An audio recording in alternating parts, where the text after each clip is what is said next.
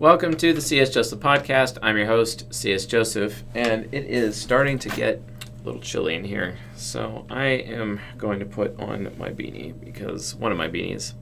I like this one because, I like Carhartt a lot. I wear a lot of Carhartt. I'm wearing Carhartt pants right now, actually, black ones.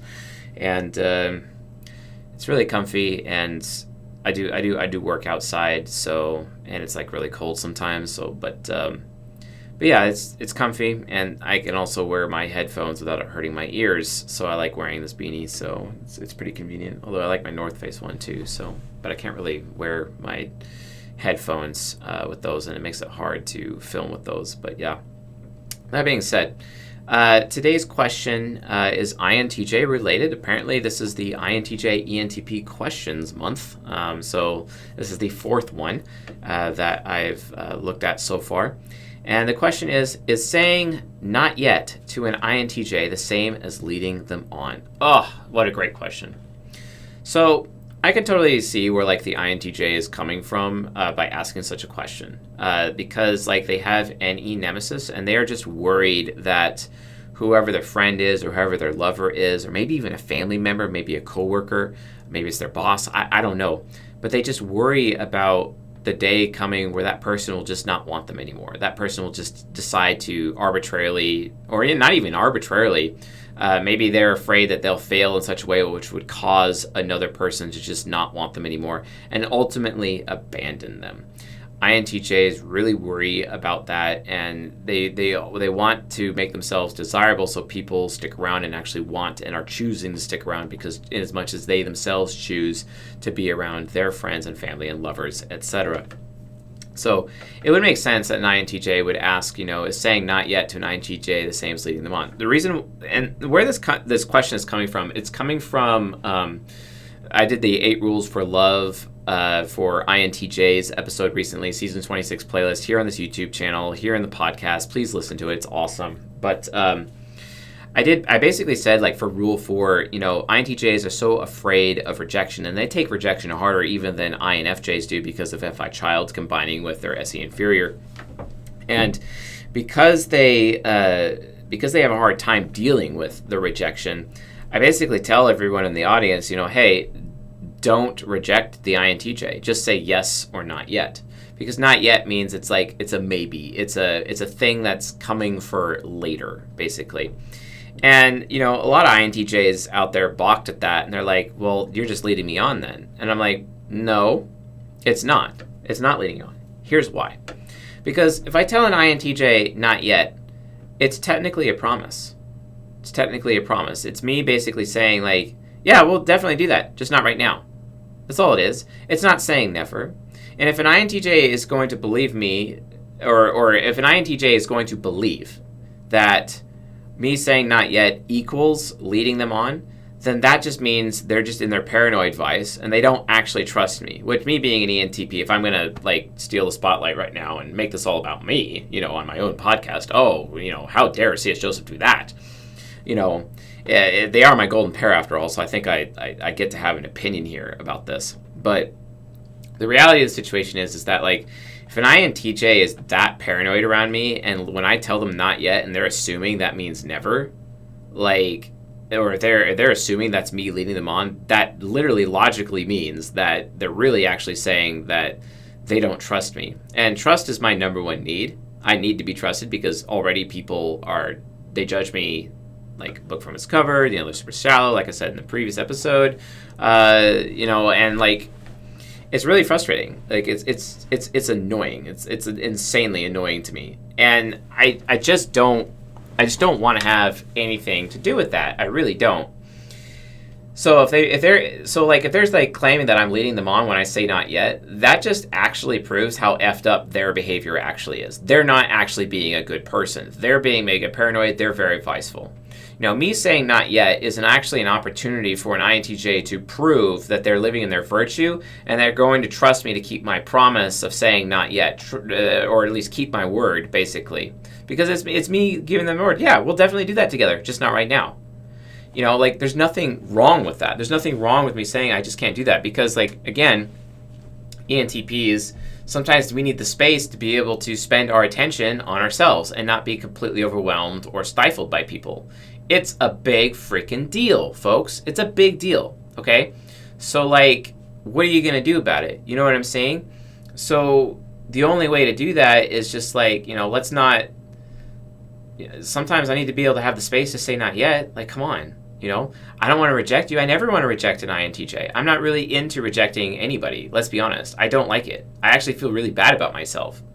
And I know other NPs do. We don't like rejecting. But especially INTJ because they're so sensitive about it. But like, yeah, I'm going to be like, yo, not yet.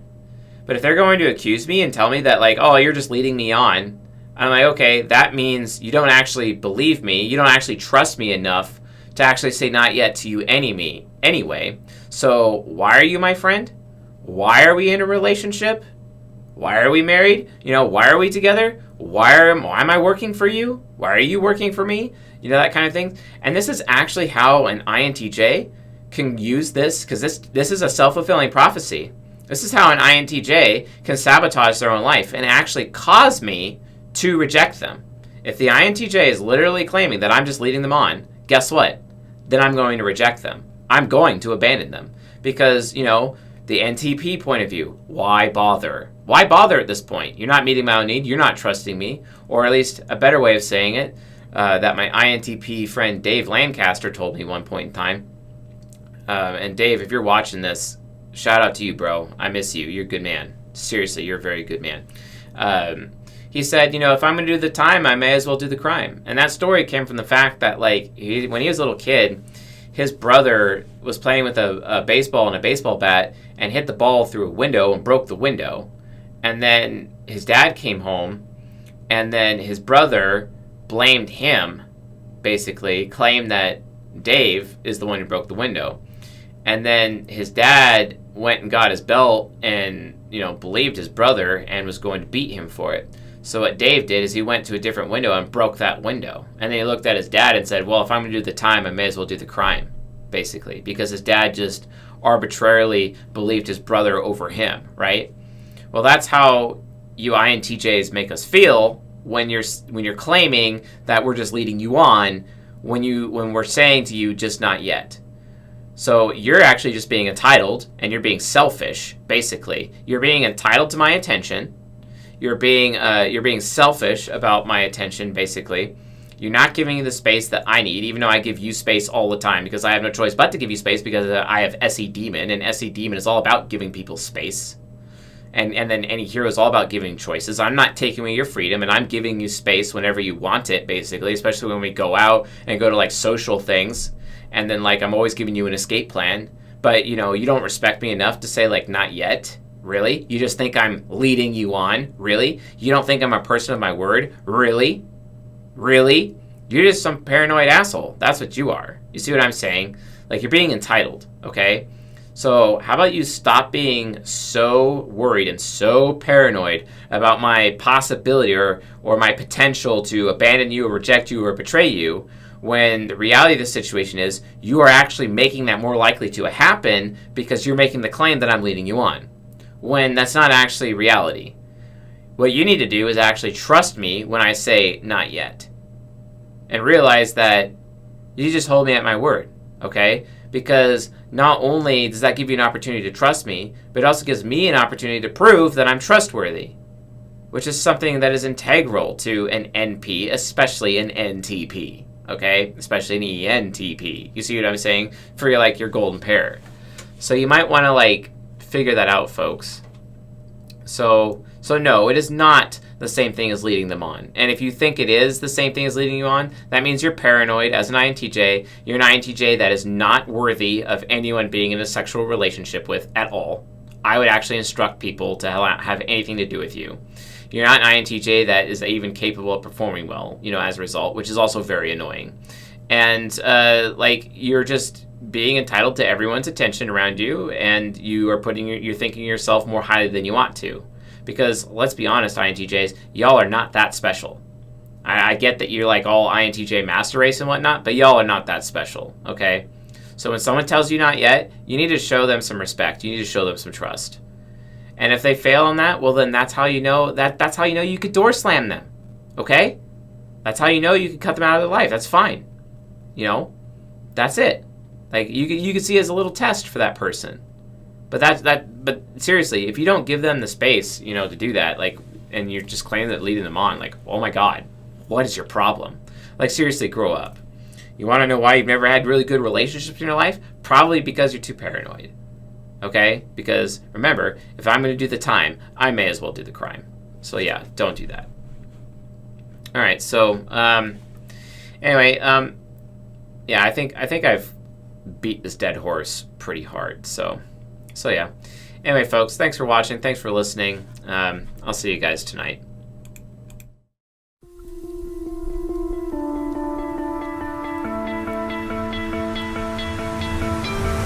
You stole